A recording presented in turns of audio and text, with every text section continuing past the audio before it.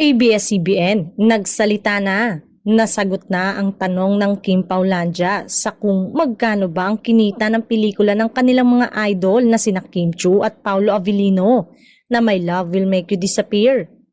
Binasag na mismo ng ABS-CBN ng pananahimik ng Star Cinema na siyang producer ng nasabing film ng Kim Pao. Lumabas mismo sa website ng kapamilya ang article na may nakabalandra ang resibong balita na My Love Will Make You Disappear rakes in 173 million pesos worldwide gross. Nakasaad sa item na as of May 7, ang Kim Pao movie ay humakot ng 173 million pesos sa worldwide. Nakasulat dito ang quote ni Kim na nagpapasalamat at masaya na naging resulta ng kanilang pelikula mula sa suporta ng mga tao. Binanggit naman ni Paolo ang mga black screening na ginawa ng kanilang mga fans, hindi lang dito sa Pinas kundi sa iba't ibang bansa.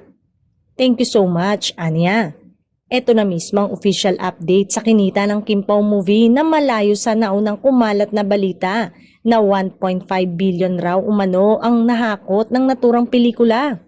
Nagdulot ito ng agam-agam sa Kim Pao fans na nagtatanong kung totoo ba ito.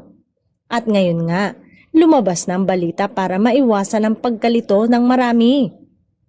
Tinanggap naman ito ng buong-buo ng mga solid Kim Pao fans worldwide at bumati pa kina Kim at Paolo sa kanilang tagumpay.